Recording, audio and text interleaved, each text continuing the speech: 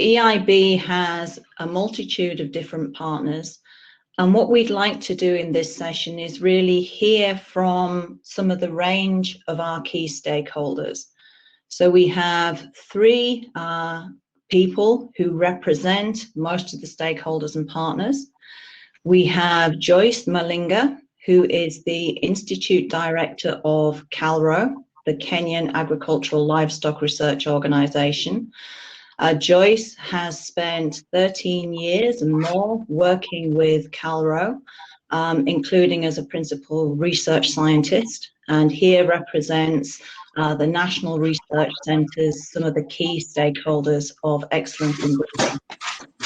Then we will hear from Hugo Campos. Hugo is the Director of Research at the International Potato Center, based in Lima in Peru. Now, Hugo has a lot of experience both in the private and public sector breeding organizations, working across multiple crops and multiple countries. He's the chair of Excellence in Breeding Steering Committee, and here he represents the CG community. And then we will hear from Nora Lapitan. Hello, Nora. Nora is Division Chief for Research at USAID Bureau for Food Security. Nora has previously worked for over 25 years at Colorado State University as a professor in genetics.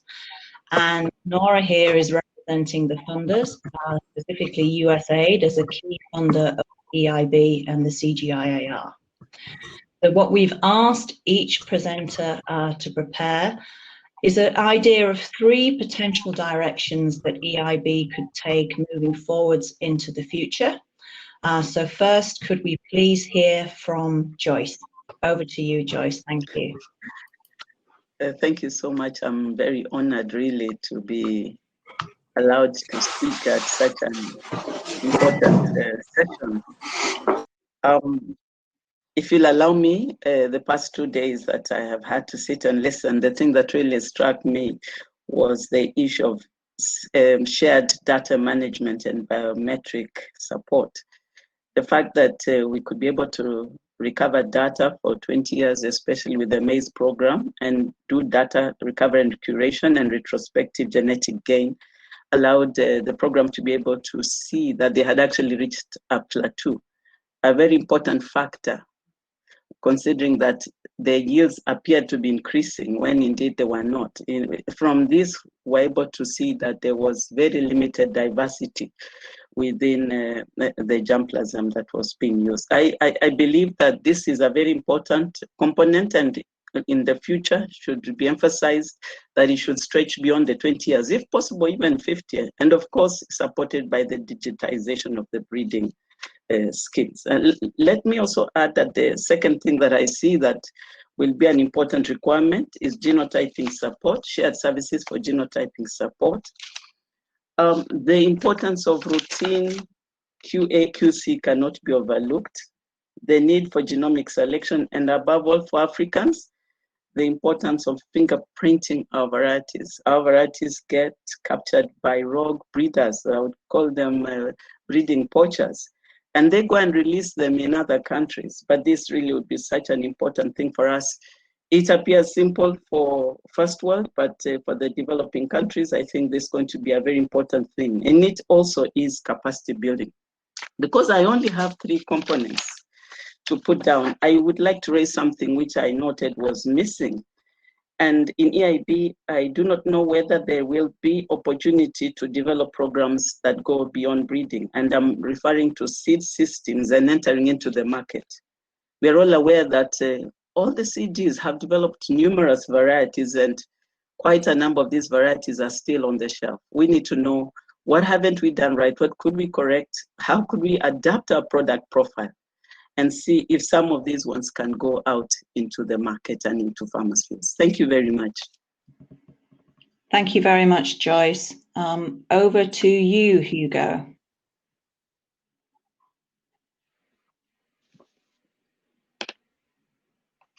Hugo, you need to unmute. Can you hear me again now? Yes, clearly. Sarah, can you hear me? Yes, we can hear you. Okay, great. So first of all, thanks a lot for the opportunity. Listen, I would like just to organize my 5 minutes as a short narrative on 3 acts. So let me start with the first one. The first one, in terms of direction going forward for us as EIB, is about the core. It's about genetics and plant breeding. And there, I think that on one side, or for starters, we really need to accelerate the decoupling of population development from product development. I think that the sooner we do that transition, the better for all of us. And just to provide 2 points on that, I think that we need to become even more focused around the elite by elite process and about accelerating parent recycling. A second point within the same act is about transitioning from genomic selection into genomic prediction, where we will take advantage of non-additive effects, and instead of mostly dealing with breeding values, we move into a more predictive breeding, which it will become much more cost-effective than only running on phenotype, I believe. A third point, it's about understanding that it is the allele and not just the plot, the ultimate unit of replicate.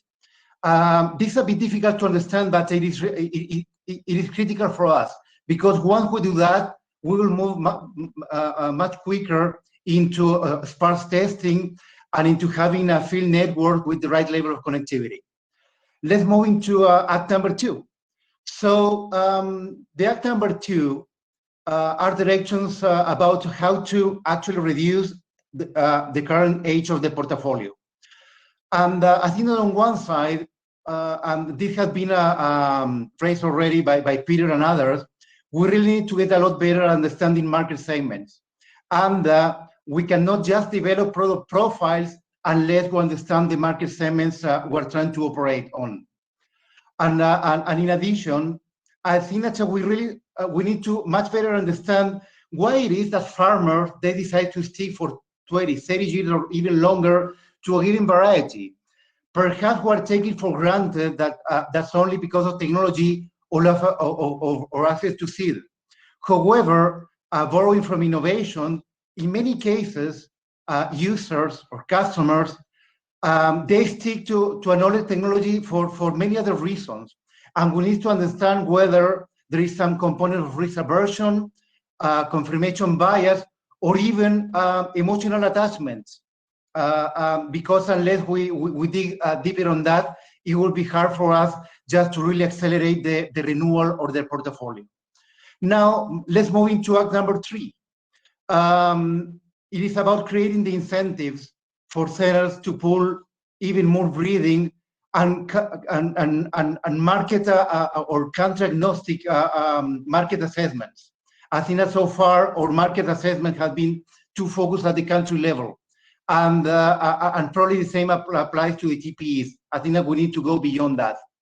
Also, we need to make progress towards deploying across center operational excellence and customer improvement. And finally, leveraging, again, genomic prediction just to use gene bank entries into developing elite parents. Let me go into my epilogue. I think that the ultimate thing of leadership is not proposing more things. It is deciding on what to leave behind. And we're not always good enough at leaving things behind. So let me just throw up a couple of examples. For starters, I think that breeders, they are too taken already. They shouldn't deal with market assessments or with seed pipeline issues. Secondly, I believe that career progression, it cannot be based on papers. I mean, breeders, they need to be rewarded on the outstanding varieties and parents that they develop. A paper is a mean to an end, and we really have, we need to have an honest discussion about that. Also, we cannot afford to develop breeding pipelines without regard to seed supply and seed issues, because we will keep on overwhelming those the already fragile seed delivery systems. And finally, and I really believe this, we need to understand that technology upgrade and more funding, it won't get us where we need to be. At the same time, we really need to embrace change management. Thanks a lot. Thank you, Hugo. And lastly, but certainly not leastly, could we hear from Nora, please? Great. Thank you so much, Sarah. And thank you for the opportunity to share the Crops to End Hunger funders' perspectives on the future direction of EIB. And I'll attempt to represent the thinking of other CTEH funders and colleagues at USAID. So before I go to the three directions, I just want to look back at what EIB has accomplished in this past year. And I really want to congratulate EIB for driving changes in the CGIAR breeding programs that are in alignment with the principles of CTEH. This includes, as a few examples, putting in place shared services and supporting the breeding programs and implementing their improvement plans. I also want to say that the monthly meetings have been very helpful in communicating the plans and progress of breeding programs. This is a great step in building clear accountability that funders have asked for. And also, I want to say kudos to the website of EIB. I was going to put this as one of the directions, but when I look at the website, it contains news and success stories. And these communication pieces really help funders make the case to continue funding CTEH. So for future directions, the first point that I will raise is to tighten the market segmentation and clarify the breeding pipelines that funders are investing in. So it's really great to see the addition of Peter Coldrake on the team. The other day, we got the list of market segments that CGIAR breeding programs are working on from Michael Quinn. I know this took a lot of work to put together, and this is helpful in understanding where CG breeding programs work in. And I will share comments that were raised, that were discussed among the funders in response to those market segments. So one of those is that some breeding pipelines were not listed. So completing this table will be critical for rationalizing CGIAR breeding under one CG, as well as allowing funders to understand the CGIAR plant breeding investment landscape.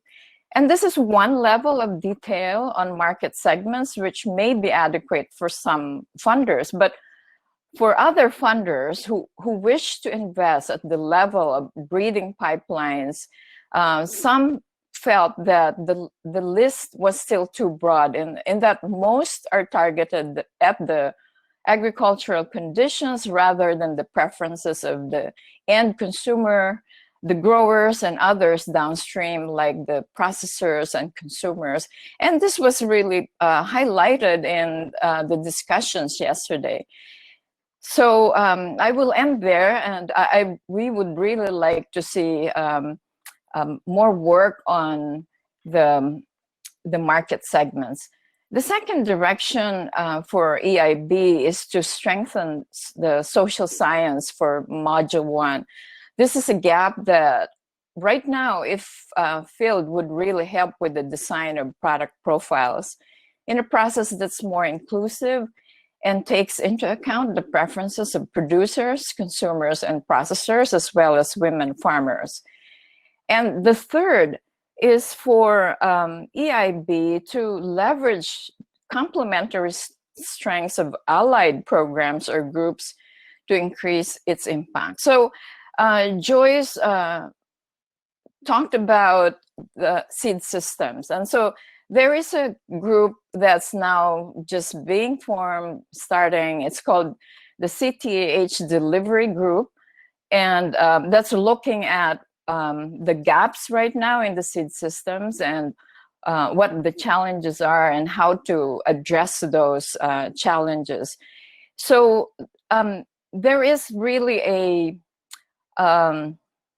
an opportunity here to use the delivery group as a resource, because they are closest to the downstream users, the farmers, processors, and consumers. So they will have the most immediate insight into constraints in the release, commercialization, and adoption of products, and the extent to which those constraints arise from misaligned product profiles. So the EIB should really consider using the delivery group as a key source of insight into changing consumer preferences, advances in processing technology, and evolving on-farm conditions. And the second group that I'm going to mention here is the Crop Improvement Innovation Lab that's led by Cornell. Kelly is a part of that. Kelly Robbins is a nice liaison between EIB and ILSI. That's a short name for that innovation lab. And there are many complementarities and synergies that the two groups can really take advantage of. There are many overlaps in terms of the areas of interest of ILSI and modules of EIB, but different approaches, or the two groups have different approaches. So there will be opportunities to learn from each other and what works and what doesn't work. So for example, just one example. So ILSI does not build central services, but they focus on effective adoption of central services or tools in NARS breeding programs. So while that's also a focus for EIB, ILSI takes a NARS-centric approach that they hope will lead to ownership, and the breeding programs provide the needed capacity development and enable the customization of modern tools and services that will lead to successful adoption, which is currently a challenge we have in EIB. So it's great that there are already multiple connection points between investigators on both projects. For example, the communication teams of the two groups are communicating on a regular basis. ILSI and EIB have already agreed to team up on analytics and decision support, which is a gap across the board. And NARS strengthening, that's a priority for both.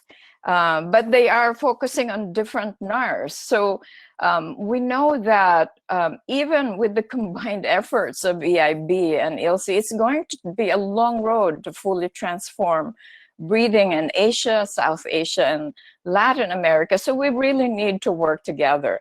And these collaborations will benefit both programs and flow into other investments that funders make. So that's it for me. Thank you so much.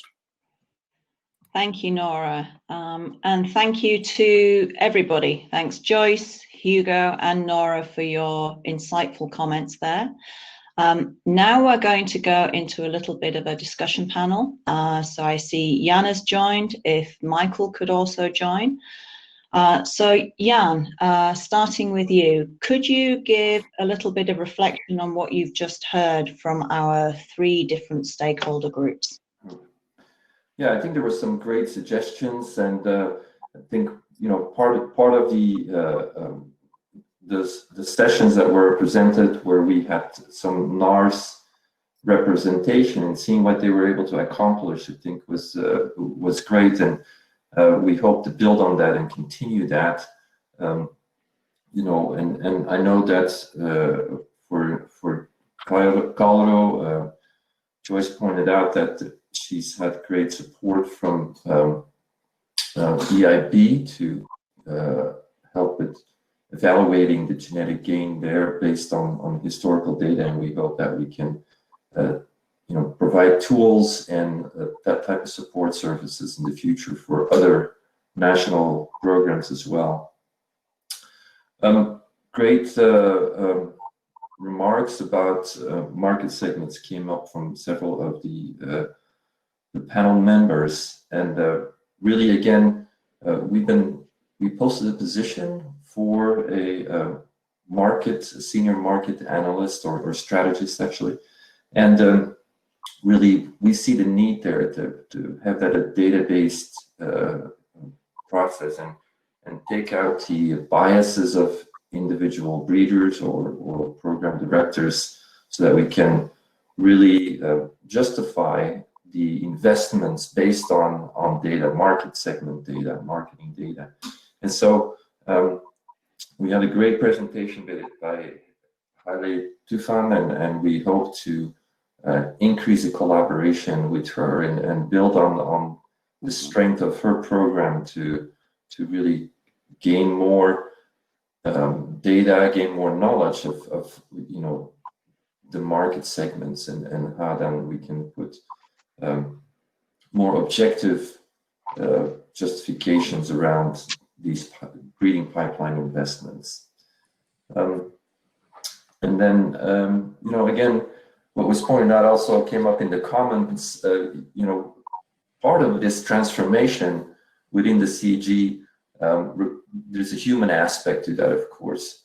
And that is another point that we need to, pay some attention to. We just are working on setting up or working with consultants, and we're going to start doing that in a proactive way to bring in experts on change management to help some of the programs to work through the process of how do you implement change in a hands-on practical way, and how does it affect people, and what can leadership, what does leadership need to do to not just sign the form to agree, but really help endorse it in a proactive way. And so we'll be bringing in some experts to help with that process as well. Anyway, great suggestions. I'll turn it over to Michael for now. Great, thanks, Jan. Yeah, there's some really great suggestions there, and thank you, Hugo, for many of the things that you pointed to are very well aligned with those 6 funders' requests, and particularly the details which we're following up with in terms of how providing direction in terms of how to respond to those. And Nora and Joyce, there's some really great stuff there for us to take away. And for the whole week, for the whole 3 days, I found there's been some really great stuff. I've really enjoyed the feedback and enjoyed the conversations. And so particularly after the presentations and being part of those discussions, I've really got a lot from that. If I think of what I'd like to use this time, this short period right now to try and leave some, from my perspective, some final comments from the 3 days that I would like people to walk away with in their minds. It really is just sort of reiterating some of the points that have been made over the last 3 days, and I'm not going to try and summarize the module specific presentations because that would take me too long, but for some of the things that I'm really hoping for people to walk away with is to remember that as we move toward 1CG, it's important to remain focused on the science and on delivering higher rates of genetic gain. And we can be assured that breeding is going to remain a strong and important component of 1CG. That we, all of us right now, are part of a modernization initiative, and it's an exciting time to be in the CG in breeding, and that this initiative must result in higher rates of genetic gain delivered to farmers, and that we all have a role to play in this initiative, and that the required support is in place, that the technical support. And this week we've heard from each of Peter, Eduardo, Ing, Gustavo, and Young Hua to understand better what this looks like. And if you didn't get to catch all of these, which undoubtedly you wouldn't have been able to because they were running concurrently, then they were all recorded. So I do recommend to try and go to the Expo section on the left of your screen.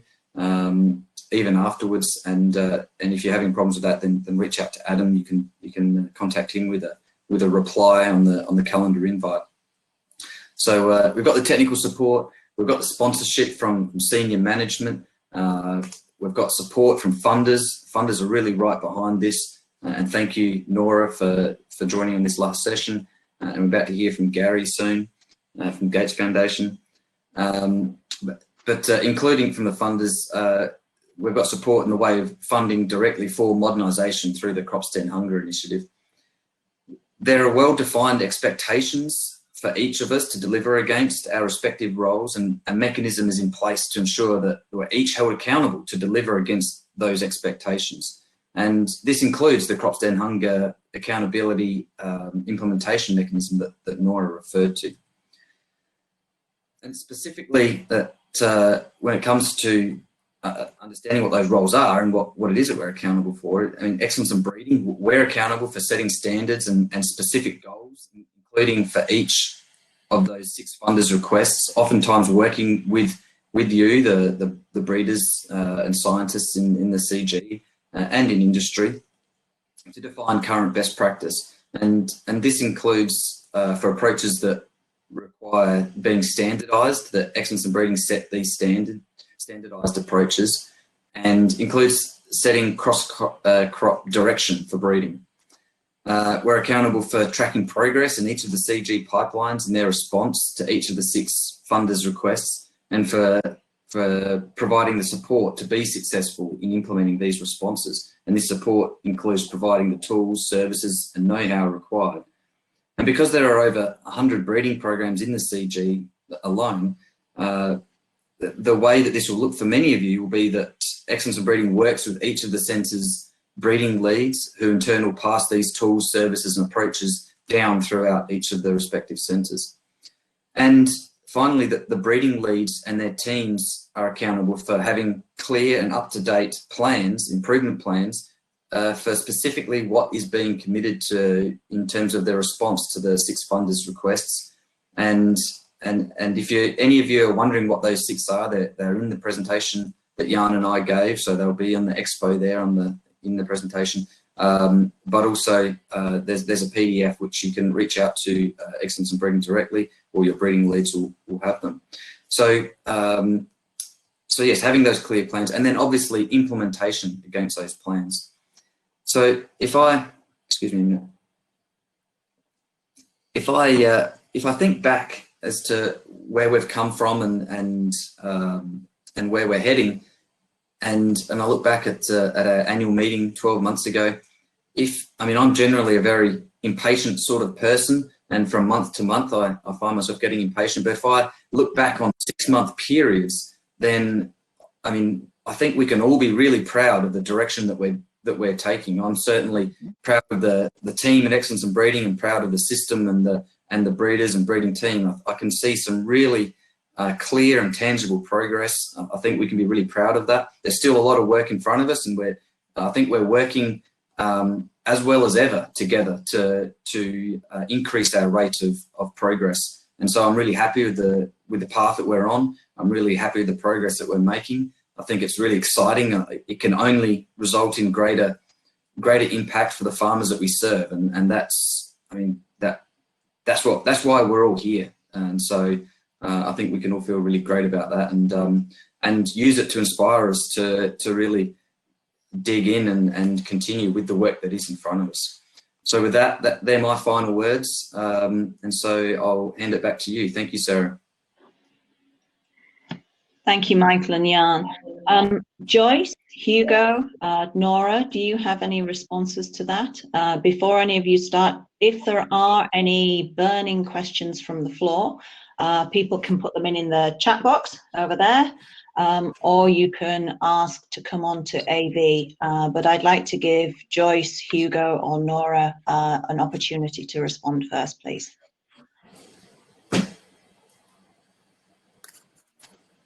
So I'll go first. First of all, yeah, I totally agree with you, Michael. You really should be proud of what you've accomplished in the last 6 months. And, it's I really have been impressed with what I've seen, the greater interaction with the breeding programs and funders have really been very helpful for us in understanding what the priorities of the breeding programs are and where they are, and that has also helped us see where the gaps are. So thank you, and I really appreciate your leadership.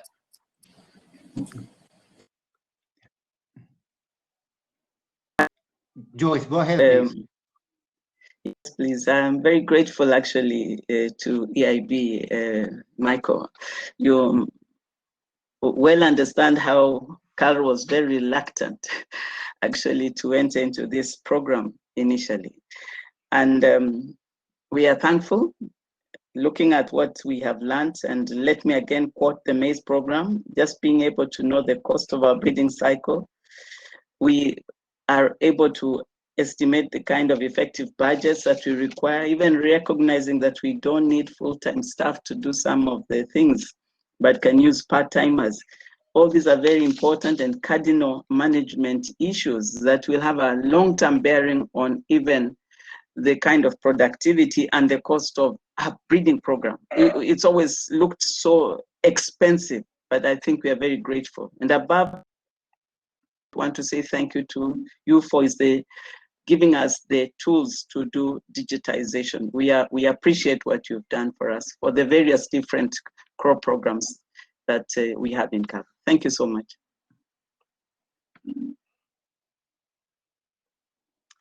Okay, yeah. So, Michael, first of all, I'd like to thank you for your leadership, but also to the whole EIB team, because I think that what we have been achieving in a relatively short period of time has been remarkable.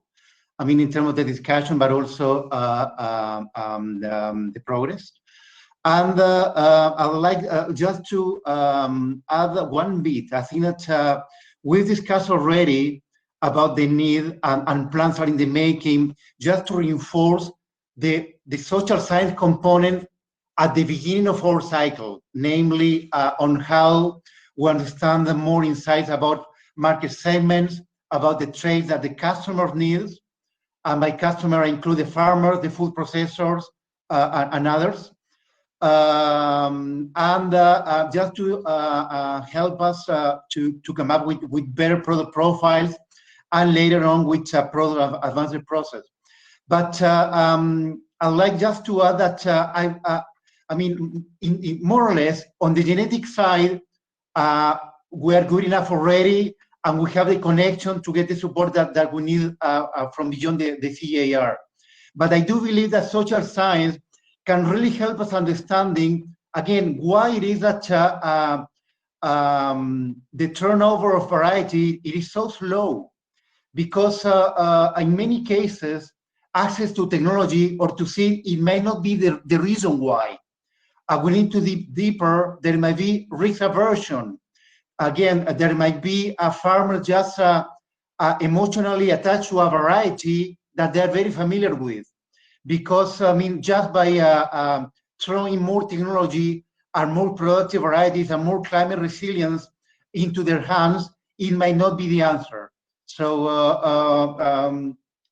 as a final remark, I think that all of us, including EIB, the donors, the 1CG, but most importantly, the smallholders depending on us, will benefit if we understand a bit more on what's beyond just the access to new varieties.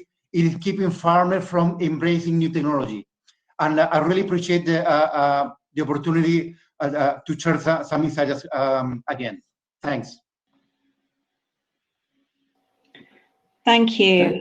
We have, Jan, do you have any further comments, follow up? No, I think great points made, and we advertise the position. We're looking for suitable candidates to help in that process of getting better understanding of market segments, so that we appropriately can resource the breeding programs that will have the greatest impact. And I think there is, as you pointed out, really a need to get a better understanding of first who and what are we breeding for. Yeah, that's a crucial point. Thank you. Michael?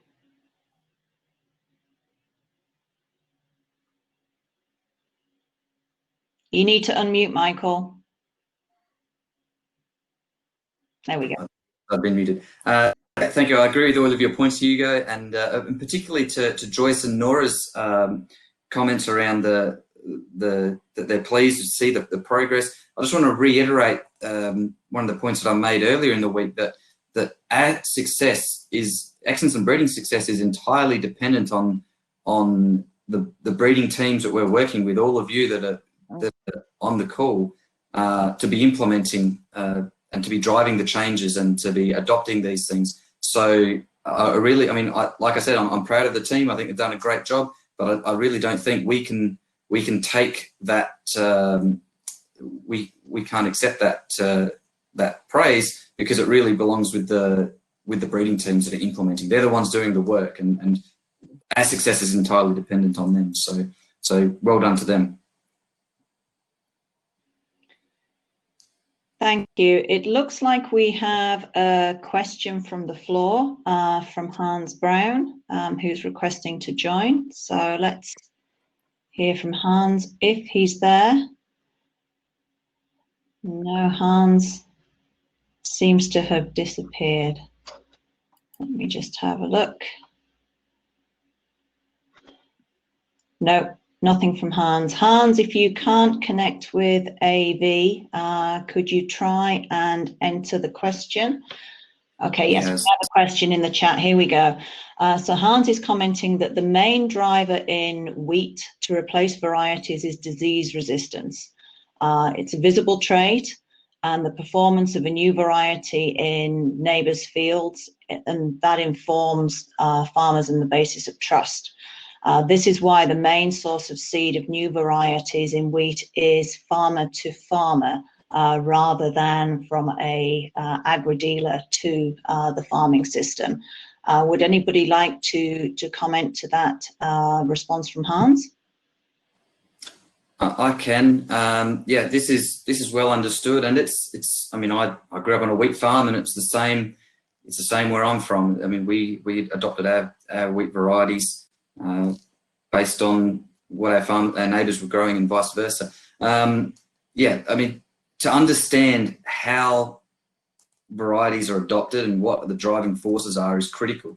And you're spot on here, and it's not the same for every crop, and so it's important to understand for every crop what those drivers are, and then to work with that, and to all the way up through to, I mean, you point out here that disease resistance is critical, and you're absolutely right. I mean, that's the sort of information that needs to be on the product profiles, because ultimately, if we don't get it grown, then it's all for nothing. So, yeah, totally agree with you, and agree that this is important. This is an important example, I think, for us to be aware of in terms of understanding how to have impact.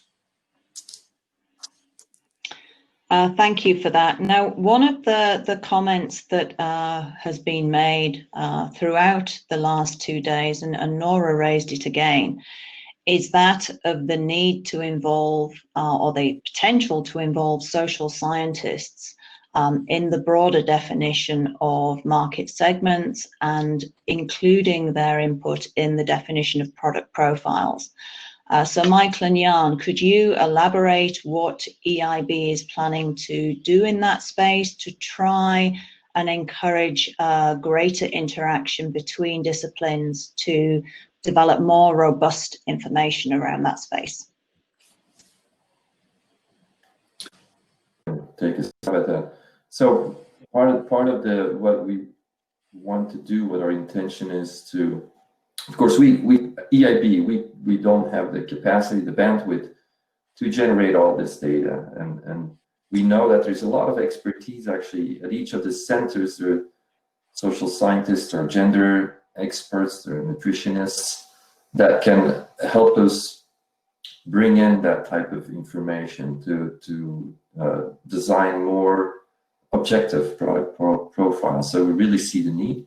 So the position that we have posted, we really want to have somebody that can bring people together around the table, and then hopefully we can also work closely with people such as Hani Tufan to really bring in some insights, some expertise in the social sciences to help us get to that level. I mean, most of the members on our team, of course, are from a breeding background, either theoretical or hands-on, or etc.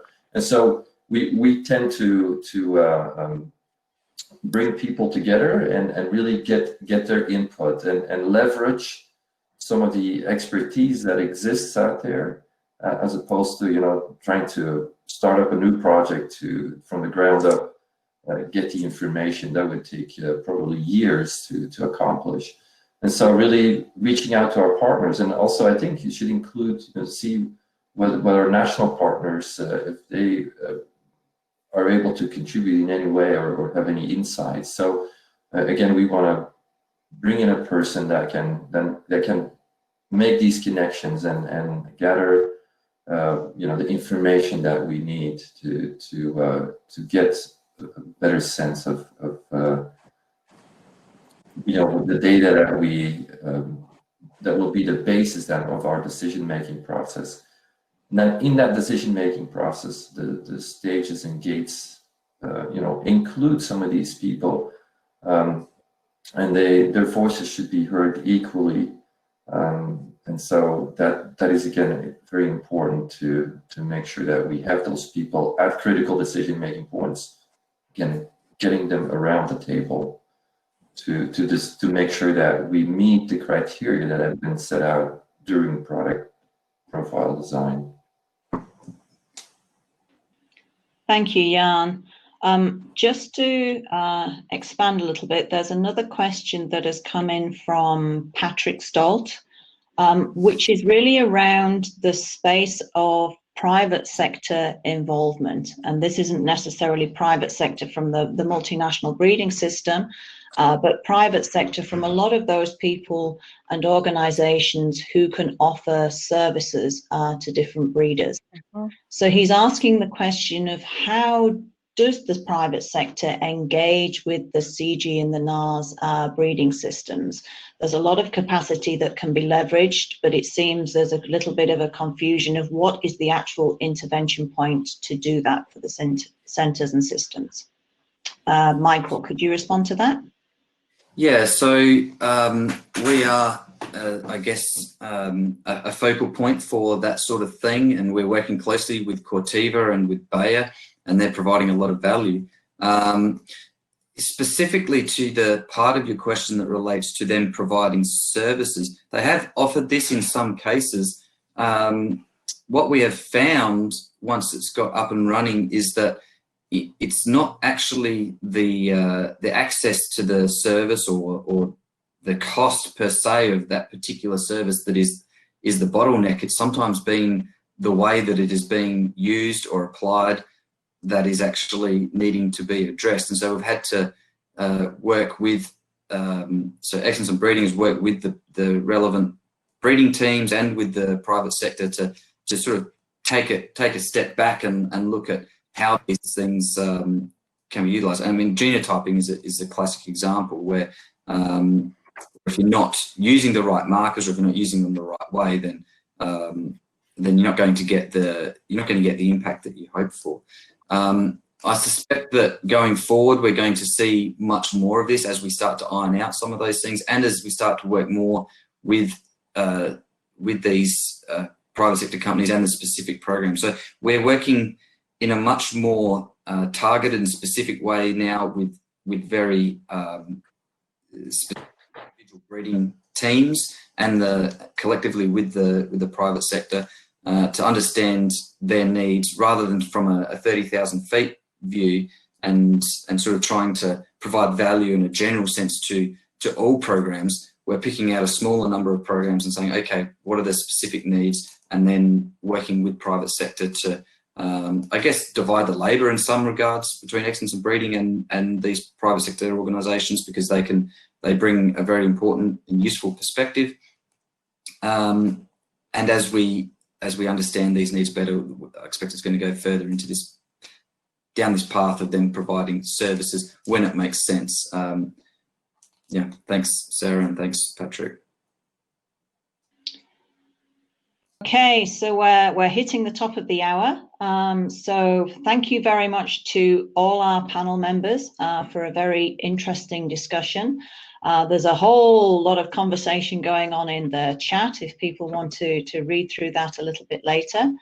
But for the benefits of time now, we will move on to the next section. So thank you, panelists. If you want to unshare your screens. Now we're going to enter the closing section of this meeting.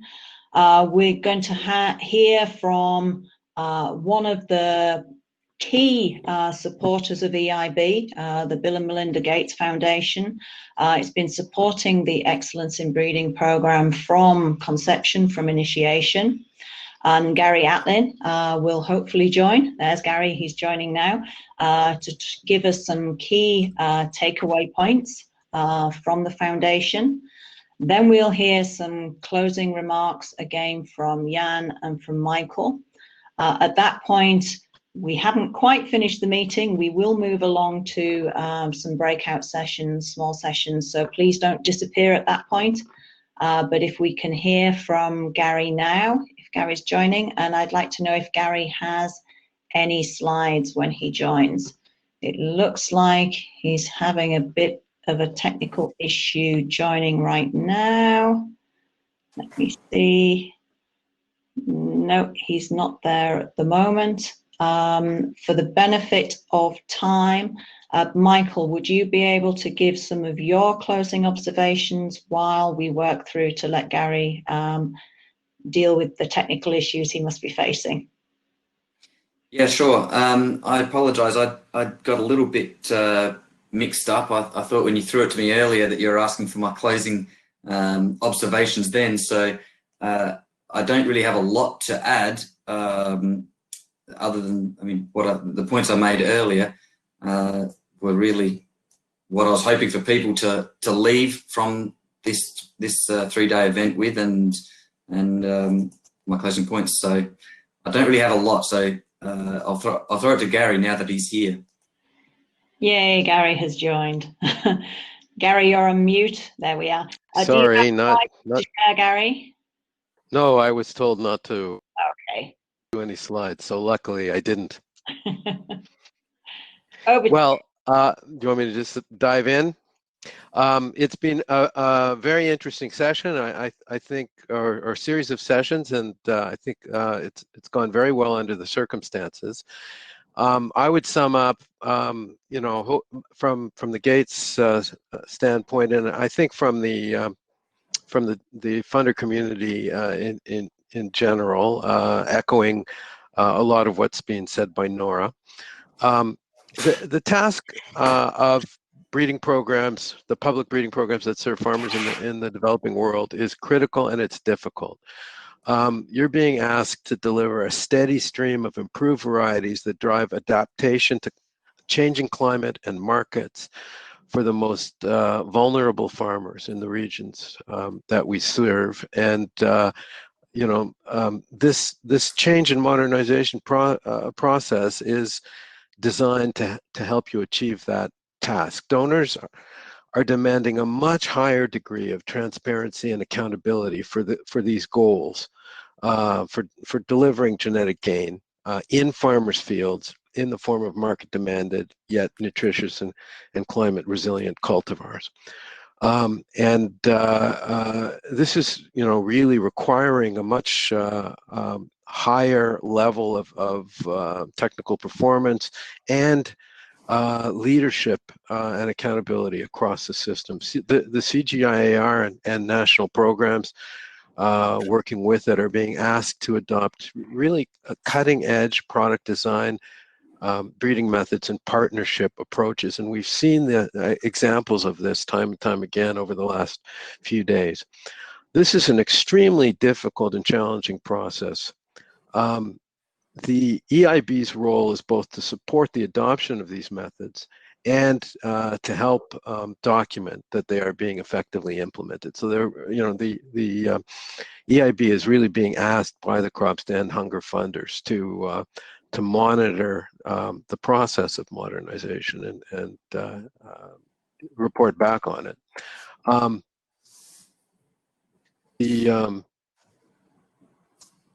Sorry.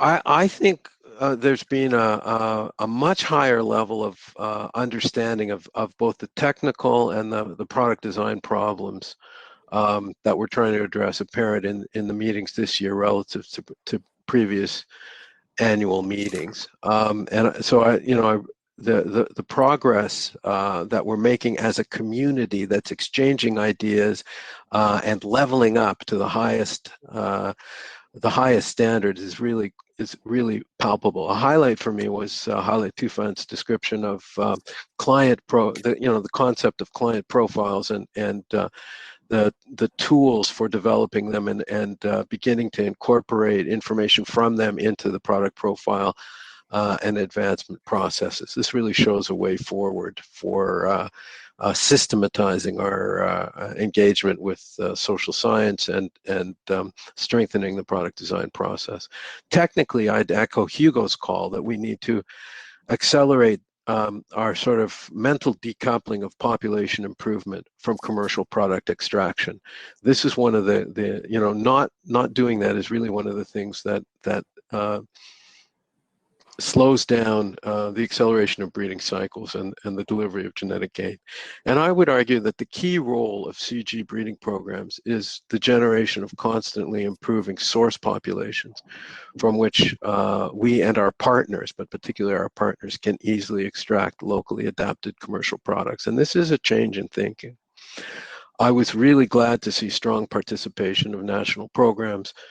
Going forward, the foundation and other funders are asking the CG to really take on support for the modernization of NARS breeding as a goal that is as important as delivering genetic gains from their own programs.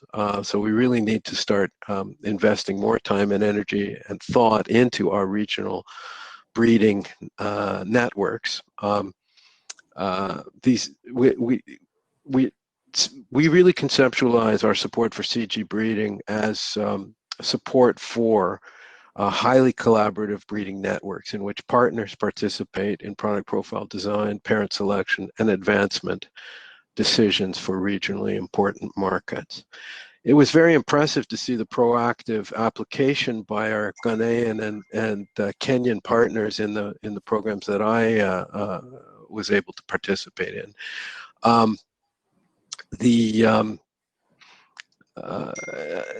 So it's clear that the programs that really dive in and start thinking about how to apply the methods that we've been discussing, rather than waiting for them to be, completely packaged, are going to have an advantage in moving down this path. One observation I would make is that the role of EIB and the CG generally in delivery is evolving. I would note that a critical missing link that I didn't really hear discussed is measurement of on-farm performance. We're really lacking data that shows that new products are truly superior to what farmers currently grow. We can't go with confidence to a Minister of Agriculture and say, this new variety, we are sure that the market will accept it, and we're sure that in drought years it will yield 10% more than the dominant variety in farmers' fields. We need to think hard about what the role of CG breeding networks is in strengthening this type of on-farm information gathering and packaging about new varieties, and how the EIB can support that. A couple of thoughts about 1CG. The administrative and programmatic structure of 1CGIAR will become clear by the end of the year. I think the new structure will be much better aligned with the improvements that we're trying to achieve. It's very, I can report to you that Crop Stand Hunger and the Excellence in Breeding platform and approach and work with you has been recognized as the most advanced example of modernization and integration of any CGIAR research area. So it's really being used as a template by other areas. I would, over the next year, be sure to demand the help that you need from the EIB, but also take responsibility for applications of the modernization approaches that we've been discussing and developing together in your own programs. you've made great progress under extremely difficult conditions in the last year. Your jobs are very difficult. I know I was a breeder in the system for a long time, and your skill and commitment and passion for the work are the greatest assets of the global plant breeding system. The next year will, I'm afraid, continue to be difficult and confusing. But at the end of both the COVID period and the one CGIAR transition, we expect that you will, I certainly expect that you will be much better supported for your very important work. I'd like to thank the EIB team for helping the CGIAR move towards the cutting edge of plant breeding effectiveness. We are, I check in with a lot of breeding programs around the world, and I believe we are actually, as a community, farther ahead than any other public breeding organization and than many private companies in our modernization effort. So on behalf of the Foundation and funders more generally, I'd like to thank you all for striving for excellence in your own breeding programs. And thanks to the team for organizing a very fruitful meeting. Best of luck. Thank you very much, Gary, for that positive feedback. Michael, Jan, do you have any comments in response? Michael first, please. Yeah, sure. Thanks, Gary. That's a really nice summary, and thank you. And I mean, you mentioned there's work to be done. There's you raised a few questions that need to be answered, that we as a community need to answer, and that's why it's so great that we've got this crops to end hunger implementation accountability mechanism, where we're getting together. And for those that aren't aware, we're getting together the funders, the breeding leads, one from each of this breeding centres, and Excellence in Breeding, getting together once a month to work through these issues with those 6 funders' requests at the heart of the matter, but really working it through how we're making progress. And it's been a really, I mean, that's what Nora was referring to earlier. And so we'll continue to do that, and we'll continue to answer these questions.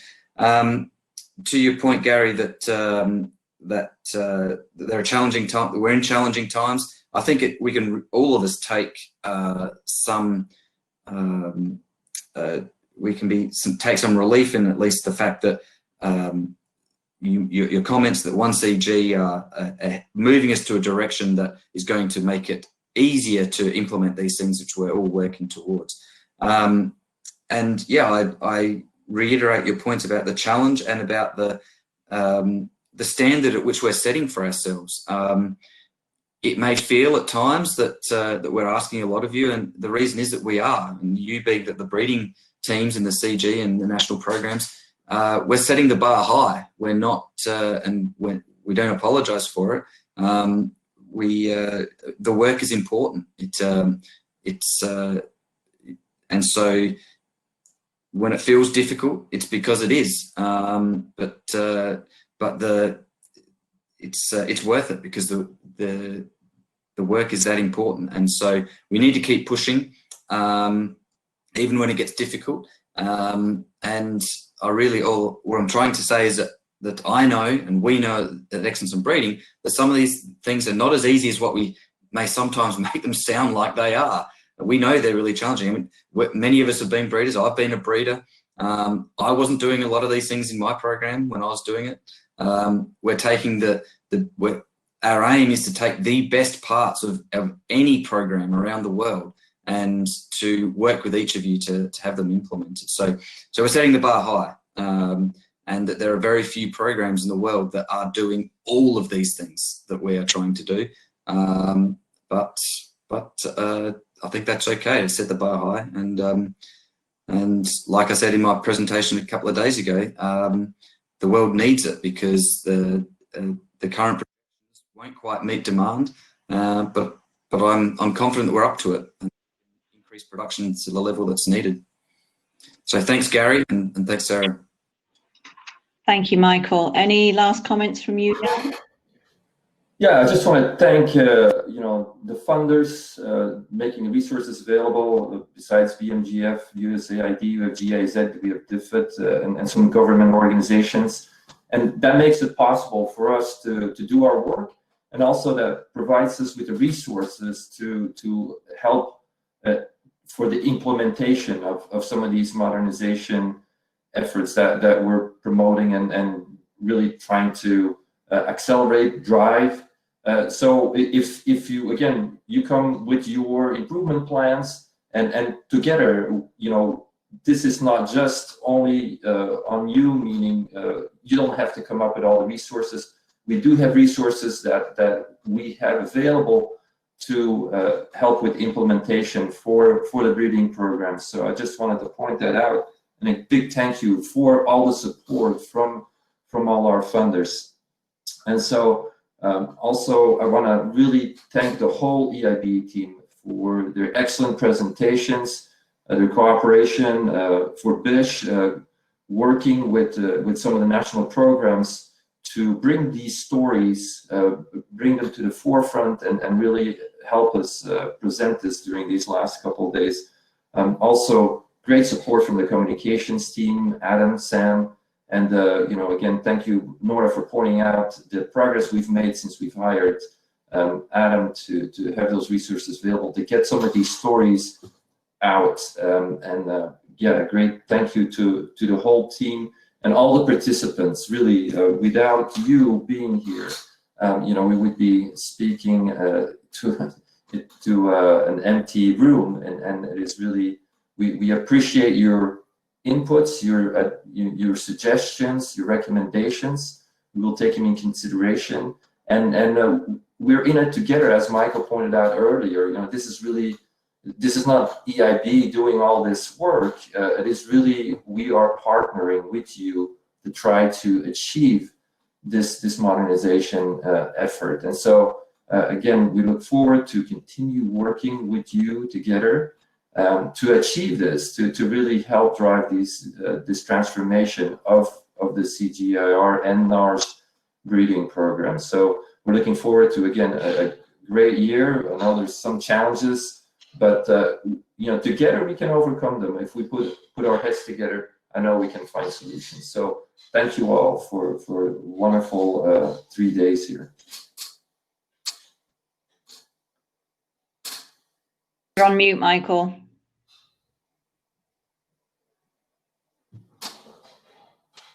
Michael, you're on mute. Thank you. Sorry. Thanks, Jan. That reminds me of, I mean, thank you very, regarding funding, thanks. Yeah, I want to reiterate your comments, but also pass on some news. So firstly, thanks for all the funders' support for excellence in breeding, but also for the Crops and Hunger Modernization Initiative.